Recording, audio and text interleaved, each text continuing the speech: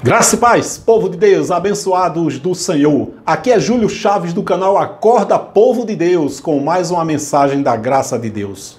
Queridos, olha o tema da mensagem. E se o pastor entender a graça de Deus, que foi revelada ao apóstolo Paulo, está lá em 2 Coríntios 12, 2, 3, 4. Queridos, meu ministério Acorda Povo de Deus, tem a finalidade de bater de frente contra o sistema religioso, que é cruel, perverso e muito corrupto. Claro também que tem a finalidade de abrir o entendimento dos eleitos de Deus.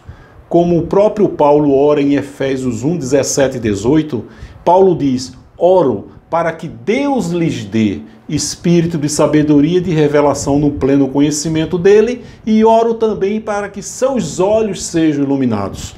Paulo estava diante ali de uns judeus, gentios, eleitos de Deus, mas nem todos tiveram o entendimento. Mas ele tem a consciência de que é Deus que dá o entendimento. Então hoje eu tenho uma certeza de que o entendimento é de Deus e a cegueira espiritual, o não entendimento, também pertence a Deus, porque Deus não é a favor da unanimidade. Eu conheço homens de Deus, mulheres de Deus, sérios, homens honestos, trabalhadores, que acreditam que estão fazendo a obra de Deus. Eles acreditam que estão ganhando almas para Jesus. Eles acreditam nisso. Eles não estão enganando ninguém. Eles são vítimas do sistema. Óbvio que a maioria está enganando. O camarada que vem em rede nacional e diz: sacrifique o seu Isaac, induzindo as pessoas a darem tudo que tem, ou quase tudo, uma pessoa dessa para mim, um homem desse para mim é ateu. Porque ele não tem temor de Deus. Um camarada que acredita realmente na existência de Deus, jamais ele vai chegar em rede nacional e dizer: se você der 30% do seu aluguel, Deus vai dar a você uma casa própria. Você acha que um homem desse tem temor de Deus? Para ele, tanto faz dizer que Deus vai dar uma casa própria, o Homem-Aranha ou o Papa-Légua. Para ele, nem um Homem-Aranha, nem um Papa-Léguas, nem Deus existe. Só que se ele disser que o Homem-Aranha vai dar, que o Papa-Légua vai dar, ele vai passar vergonha. Mas ele explora a fé da pessoa e diz que Deus vai dar uma casa própria. Você acha que esse homem acredita em Deus? Óbvio que não. São ateus. Agora, a carne deles manifesta o ateísmo. Em espírito, até esses lobos, esses cães gulosos são perfeitos. Você acha que um camarada que acredita na existência de Deus vai chegar em rede nacional e dizer oferta para sair da crise? Olha só, 7 parcelas de R$70 e Deus vai tirar você da crise? Você acredita que um homem desse acredita em Deus? É óbvio que não. Você acredita que um homem que chega no canal dele em rede nacional para milhões de pessoas e diz: compre essa semente de feijão por R$1.000 e Deus vai te abençoar? Meu querido, minha querida, você acredita que esse homem acredita em Deus? Não acredita. Ele acredita tanto em Deus como acredita no Homem-Aranha, no Homem de Ferro, no Hulk. Não acredita, são ateus. Eu conheço homens e mulheres de Deus que nasceram dentro do sistema religioso. Eu conheço homens de Deus que está há décadas pregando o evangelho no sistema dele, no sistema religioso, que no meu ponto de vista são sinagogas, porque leva os filhos de Deus para antes da cruz. Ele não tem o entendimento do antes da cruz e depois da cruz, do Jesus de Nazaré e do Cristo ressuscitado. Ele não entende que a Bíblia foi escrita para determinado povo em determinada época. Que o que serve para nós, gentios remanescentes, são as conquistas da cruz, que não foram. Paulo não escreveu nenhuma carta para nós. Mas todas as conquistas da cruz servem para todos nós, depois da cruz. Daqui a 500 anos, daqui a 1000 anos, daqui a 5.000 anos, 10.000 anos, essas revelações que Paulo teve servem para todas as gerações. Eu vou repetir aqui uma ilustração se você já ouviu várias vezes, tenha paciência, tá certo? Porque tem sempre pessoas novas, graças a Deus, entrando no canal. Então, para que você entenda que as conquistas, as cartas de Paulo foram 11 cartas, né? Foram 11 cartas, 14 cartas, 11 destinatários, nenhuma foi para nós, mas servem para nós. Então eu costumo dizer o seguinte, digamos que eu esteja em Brasília fazendo um trabalho e eu vejo o presidente lá da República dizendo que gasolina vai ser R$1. E eu vejo e mando uma carta para minha esposa. Minha filha, esse mês que vem, gasolina vai ser R$1. Que notícia boa. Eu mando a carta para minha esposa. Só que quando chega na portaria do meu prédio, o porteiro e os vizinhos veem uma carta que eu enviei para minha esposa, eles abrem a carta e veem, ó, vamos ler o que Júlio mandou para a esposa dele. Eita, ele está dizendo que a gasolina a partir do próximo mês vai ser R$1. Glória a Deus! Eu mandei essa carta para eles? Não, mandei para a minha esposa, mas serve para eles? Óbvio, serve para todos os brasileiros. Então, Paulo escreveu 11 cartas, 14 cartas para 11 destinatários, mas serve para todas as gerações futuras, porque foram as conquistas depois da cruz. Então, eu conheço homens de Deus sérios que nem salários eles ganham. São empresários, geram emprego, renda, riquezas e estão ali acreditando que estão fazendo a obra de Deus. Esse canal é também para esses homens. Eu quero focar exatamente porque o tema da mensagem é esse. E se o pastor entender a graça? Claro que os lobos, os cães gulosos, eles sabem. Só que eles não têm. Primeiro que eles não acreditam em Deus. Segundo, eles buscam riquezas. São lobos, são cães gulosos que estão enganando, que estão manipulando os filhos de Deus. Então eu fico imaginando aqui, se o pastor entender a graça. Eu fico imaginando aqui, se por acaso ele entender que João 10:10, Jesus está se referindo aos falsos profetas da época. Se ler o contexto, meu querido, você vai ver que não tem nada a ver com o diabo nem Satanás. Jesus está falando uma parábola onde ele diz que ele é o bom pastor e que existem os falsos pastores, os mercenários. Não tem nada a ver com o diabo nem Satanás. Nem no contexto fala isso. Você já pensou se o seu pastor, que eu creio que você conheça aí, homens de Deus, homens sérios, que não tiveram o entendimento que você tem, ele está no sistema religioso, porque ele é vítima do sistema. De repente ele já nasceu, ele aprendeu na faculdade de teologia, tudo isso. Ele é vítima do sistema.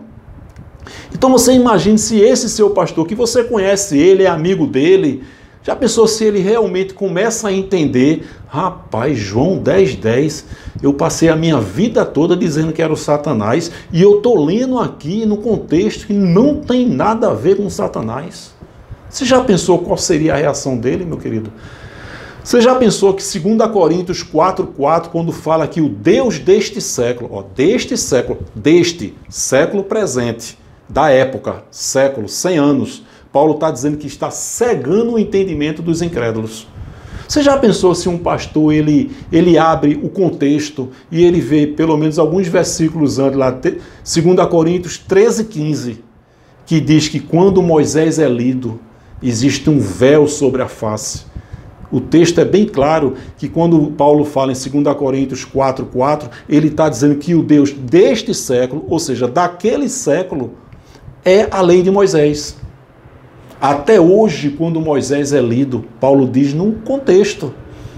Então já pensou se um pastor realmente, ele que está propagando, ele que acredita que o Deus deste século, olha, até deste século, século 21, é o Satanás, porque ele aprendeu isso. Ele aprendeu isso nas EBDs, nas escolas, no culto, né? Na faculdade. Ele aprendeu que o Deus deste século é o Satanás. Então ele passa décadas ali ensinando que o Deus deste século é o Satanás, quando na verdade Paulo está dizendo que o Deus daquele século é a lei de Moisés. Ou seja, Paulo viveu o período transitório antes da cruz e depois da cruz. Eles estavam em Corinto, depois da cruz, e Paulo está dizendo, o Deus deste século, Moisés, continua cegando o entendimento de vocês, porque antes da cruz era a lei, era Moisés. Eles estavam depois da cruz e o véu de Moisés estava sobre a face dele. Paulo fala isso no contexto. Mas existem alguns pastores sérios, homens de Deus, que não tiveram essa revelação. Você já pensou se eles tivessem e começassem a ler, meu Deus, passei a minha vida toda dizendo que o Deus deste século era o Satanás, e não é. É a lei de Moisés. Você já pensou se ele entende que quando Pedro fala em 1 Pedro 5,8, dizendo, sede sóbrios, olha, ou seja, beba com moderação. Os judeus ali, meu amigo, ele tomava muito vinho, eles se embriagavam de vinho. Então Pedro começa o texto dizendo, sede sóbrios, bebam com moderação, porque o diabo, vosso adversário, anda ao nosso derredor. A faculdade de teologia ensina literalmente que é o diabo que está ao nosso derredor. E o sistema religioso prega, porque o diabo é a maior fonte de renda do sistema religioso. O diabo é o sócio desses falsos pastores. Mas existem homens de Deus que eles acreditam que estão falando a verdade, que eles acreditam que é o diabo, eles não têm a intenção de enganar. Eu até brinco, olha, se o diabo existisse, ele seria onipresente. Como é que o diabo pode estar ao derredor de 8 bilhões de habitantes? E quem é que está ao redor de 8 bilhões de habitantes? A nossa carne. Por isso que Pedro disse, sede sóbrio, beba com moderação, porque se você encher a cara, você vai dar legalidade ao seu diabo, que é a nossa carne. A nossa carne, sim, está ao derredor de 8 bilhões de habitantes. Mas tem muitos pastores que não entendem isso. E eu pergunto, e se ele começar a entender isso, depois de décadas pregando a palavra? Não estou falando os lobos, os cães gulosos, não acreditam em Deus, quanto mais no diabo. Né? Ele acredita que o diabo realmente não existe. Mas o diabo é a maior fonte de renda dele. Diabo e inferno é as duas maiores fontes de renda desse maldito sistema religioso. Se o pastor entender que quando Jesus falou de inferno, ele se referiu a um crematório que existia em Jerusalém. Se ele entender que na Bíblia, no Antigo Testamento, de Gênesis a Malaquias, não existe o nome inferno. Não existe. Existe Sheol, Geena, que se refere exatamente ao lugar dos mortos. Sepultura. Quem trouxe esse inferno foi Jesus, uma figura de linguagem para se referir a esse crematório que existia nos arredores de Jerusalém. Que lá jogava-se enxofre, o fogo não se apagava e jogava pessoas e animais. Esse crematório hoje é um ponto turístico de Israel. Perceba também que esses homens de Deus, homens sérios, eles não têm um entendimento de que Paulo, o apóstolo da graça, em nenhum momento sai da boca de Paulo o inferno. Como é que Deus vai criar um inferno, gente? Eu costumo brincar aqui, você que é mãe, se você tivesse poderes para mandar pessoas para esse inferno, seu filho adolescente fosse uma pessoa totalmente desobediente, ele matasse, roubasse e estuprasse, e você tivesse poderes para mandá-lo para o inferno, você mandaria seu filho para o inferno? Claro que não, nem eu como pai, eu ia no lugar dele. Imagina uma mãe que gerou. Se uma mãe, um pai não envia, vai no lugar dele, imagine Deus que tem um amor infinitamente maior do que uma mãe e do que um pai. Esse inferno foi criado pela Igreja Católica no 1º século. É a maior fonte de renda junto com esse Satanás. É um Deus cruel, um Deus perverso que mandou os filhos dele para a terra e disse, ó, cuidado que tem um tal de Satanás aí para cuidar de vocês. Esse Deus da religião não existe. Eu costumo dizer que a Bíblia é o livro mais lido do mundo, mas o mundo não conhece o Deus da Bíblia. Não conhece o Deus da Bíblia. Ao longo dessas semanas aí, a gente vai se aprofundar mais nisso. Então eu fico imaginando, se o pastor realmente tiver entendimento, esses homens de Deus abençoados aí, que estão na cegueira espiritual, porque Deus não deu revelação. Então, digamos que esse homem esteja escutando essa mensagem, ele começa a analisar e Deus decide abrir o entendimento dele. Você já pensou depois de 20, 30, 40, 50 anos pregando o diabo, o inferno, perder a salvação, de repente ele escuta uma mensagem dessa e faz, meu Deus, eu estou entendendo isso, isso fecha a conta, realmente faz sentido, meu Deus, eu fui enganado durante décadas. E ele começa a entender que esse inferno Esse inferno nada mais era do que um crematório, que Paulo não falou do inferno, no Antigo Testamento não fala do inferno. Você acha que se esse inferno existisse, Paulo não teria falado? Tamanha gravidade do inferno? E se o pastor, esse seu amigo aí que é pastor, que é um homem de Deus, começar a ter esse entendimento? Se ele entender que salvação na Bíblia nunca é salvação do Espírito, nem os pregadores da graça que estão aí na mídia, aí, que estão pregando já há mais de 10 anos, têm esse entendimento. Eles acreditam que Efésios 2,8 é salvação do Espírito. Como é que pode ser salvação do Espírito? Quer dizer que quando aconteceu Efésios 2,8, que Jesus estava morrendo na cruz, o nosso Espírito estava no céu. E eu estava vendo lá Jesus morrendo na cruz. Eita, ele vai morrer. Ele morreu. Ele ressuscitou. Glória a Deus. Fomos salvos. Oi, salvo de quê? O Espírito foi salvo de quê? Ele ia ser condenado a quê? Você percebe que não existe salvação do Espírito, nem condenação? Que o Espírito nunca esteve em estado de salvação nem condenação. Efésios 2,8 também refere-se à salvação da mente, do entendimento. Então já pensou se você entende, se o pastor entende, esse homem de Deus aí que está no engano, que é vítima do sistema, ele começa a entender isso, que salvação na Bíblia nunca é salvação do Espírito. Eclesiastes 12,7, o Espírito veio e volta para Deus. Hebreus 2,14 diz que ele também, assim como nós, os filhos, participou de carne e sangue. Olha, isso é maravilhoso, esse versículo com entendimento. Então a carne e o sangue voltam para a terra e o Espírito volta, retorna, já estivemos lá. Não diz vai não, diz volta. Se eu digo eu vou voltar para o Japão, eu estou dizendo que já estive lá. A Bíblia diz que o Espírito volta, e Filipenses 3,21, com um corpo glorioso igual dele. Isso é maravilhoso. Já pensou se o seu pastor, esse homem de Deus aí, tiver esse entendimento? Você já pensou se ele tiver um entendimento que está escrito lá em Mateus 15:24? Eu fui enviado apenas, Jesus veio apenas para Israel. Mateus 15:24. Está escrito, não é nem revelação, basta ler. Mateus 26:28 diz: este é o meu sangue, o sangue da nova aliança, que é derramado em favor de muitos. Mas ele aprende da faculdade que é derramado por todos. Não, Jesus não morreu por ímpio, o ímpio não se converte. Daniel 12:10, os ímpios continuam ímpios. Sistema religioso, e ele aprende da faculdade que perecer significa sofrer e ser atormentado. Abençoado, olha, você que é homem de Deus aí, olha no dicionário e vê o que significa perecer. Deixar de viver, morrer, extinguir-se. 100 pessoas pereceram na queda do avião, morreram, deixaram de existir. Não tem nada a ver com sofrer e ser atormentado. Salmos 37:20 diz que os ímpios perecerão, deixarão de existir. Eles não têm espírito, virarão fumaça. Já pensou se o seu pastor, esse homem de Deus aí, começar a entender isso? Você já pensou se ele entender que Jesus veio apenas para Israel e que ele voltou espiritualmente no ano 70? Que o arrebatamento foi no âmbito espiritual, não foi literal?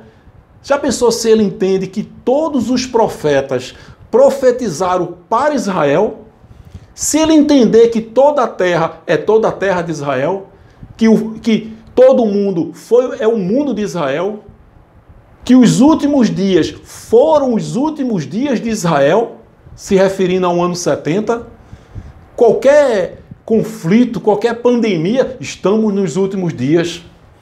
O sistema religioso não perde a oportunidade de colocar medo e terror, mas eu sei que existem homens de Deus que pregam que Jesus está voltando, que pregam que estamos nos últimos dias, por falta de revelação, por falta de conhecimento. Ele não tem a intenção de enganar, como a maioria tem.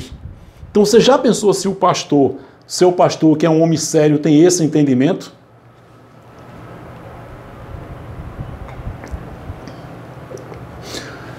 Uma coisa clara que eu vejo aí quando as pessoas, mas Júlio, o que é que você acha do Apocalipse? Eu digo, meu amigo, eu tenho uma mensagem aí que eu falo, né, da lei de Torá, do Apocalipse. Eram 613 leis. Então era um fardo muito pesado. Os judeus era muito pesado. Eram 613 leis. 365 leis dizendo isso não pode, isso não pode, isso não pode. E 248 dizendo você deve, você deve, você deve. Olha que fardo pesado os judeus tinham. Jesus veio e aniquilou essa lei. Romanos 10:4. Por isso que João diz lá em 1 João 8, aquele que diz que não tem pecado é mentiroso. Mas alguns homens de Deus sérios traz isso para o futuro. E não entende que João está dizendo que aquele quem? Aquele judeu que disser que não transgride uma dessas 613 leis é mentiroso. Mas ele não entende isso. Muitos sabem, mas não pregam. Agora, existem homens de Deus que acreditam que João está dizendo, quando a gente fala que não existe mais pecado, que é isso? João disse que aquele que diz que não tem pecado é mentiroso. Aquele quem? Aquele judeu, que eram 613 leis. Então, já pensou se esse seu pastor, esse seu amigo, esse homem de Deus começa a ter esse entendimento? Romanos 3:23, Paulo diz, todos pecaram. Perceba que o verbo está no passado, pecaram. Paulo não está dizendo pecarão, pecaram. Todos os judeus que viveram o período transitório antes da cruz, pecaram. Verbo no passado. Romanos 5:8, Paulo já diz, quando ainda éramos pecadores, eles viveram antes da cruz, quando havia lei, quando havia pecado. Então, se o pastor entender que não existe mais pecado e que ele e todos aqueles que eles pregam são perfeitos e sem pecados, Colossenses 2:10, Paulo diz, e estás perfeito. Nele temos a plenitude, perfeito e completo. Então ele aprende no sistema religioso, na faculdade, que Deus nos vê em carne. E ele se olha no espelho e vê em carne que possui um espírito. Mas não, você tem que se ver em espírito que possui uma carne. Aí você vai entender que você é perfeito. Mas tem muitos homens de Deus que acreditam que nós somos pecadores, porque João está dizendo que aquele que não tem pecado é mentiroso. Ele não está com a intenção de enganar. Você já pensou se ele realmente começa a ter um entendimento da graça? Essa mensagem de Paulo, Romanos 3:23, que Paulo está dizendo, todos pecaram. Todos quem? Os judeus da época. Zacarias 3:9, o próprio Deus diz, removerei o pecado da terra num único dia. Meu Deus, que dia foi esse? Na cruz, quando esse dia vai chegando, João 1:29, João quando vê Jesus diz, eita, eis aí o Cordeiro de Deus, que tira o pecado do mundo, glória a Deus, não tirou, não removeu. Muitos homens de Deus não têm esse entendimento, ele acredita que existe pecado. Paulo diz lá em Romanos 5:12 que o pecado entrou por um homem. Que homem? Adão. Qual foi o pecado que Adão cometeu? Adão matou, roubou, estuprou, avançou sinal vermelho, sonegou imposto? Não, ele transgrediu a lei. Deus disse, não coma desse fruto, ele comeu. Não toque nesse fruto, ele tocou. Por isso que Paulo diz que o pecado entrou por um homem. Se pecado era matar, o pecado teria entrado por Caim, que assassinou Abel. Então Deus, quando diz que vai remover o pecado, ele está dizendo que depois da cruz ninguém vai matar, ninguém vai roubar, ninguém vai adulterar, ninguém vai avançar sinal vermelho. Não! É o efeito da lei que não existe mais. Então antes da cruz, matar, roubar e adulterar era pecado. Hoje é errado. Você tem que entender isso. Antes da cruz, estava lá na lei, 613 leis. Nas 365 leis, estava lá, não matarás, não roubarás, não adulterarás. Pecado, lei, depois da cruz. Matar, roubar e adulterar é errado. Não é pecado, porque pecado era lei antes da cruz. Agora deixou de ser lei, deixou de ser pecado e passou a ser errado. Não matar, não roubar, não adulterar, não sonegar imposto, não avançar sinal vermelho. Não, está errado. Mas antes da cruz, isso era lei, era pecado. Então nós que estamos na graça entendemos isso. Mas tem homens de Deus aí, homens sérios, eu conheço vários, que não têm esse entendimento. Já pensou se ele tiver esse entendimento? Já pensou ele entender que é impossível ganhar almas para Jesus. Meu querido, como é que o ser humano vai ganhar alma para Jesus? Se baseando em Pedro, em Pentecostes, que diz que 3.000 almas agregaram-se. Não. Em Marcos 16, quando Jesus diz: ide por todo o mundo de Israel, pregai o evangelho a toda criatura. Quem crer será salvo, e quem não crer será condenado. Ou seja, quem cresce no evangelho de Pedro, que era o evangelho da circuncisão, está lá em Gálatas 2,7, seria salvo. Salvo de quê? Da grande tribulação do ano 70.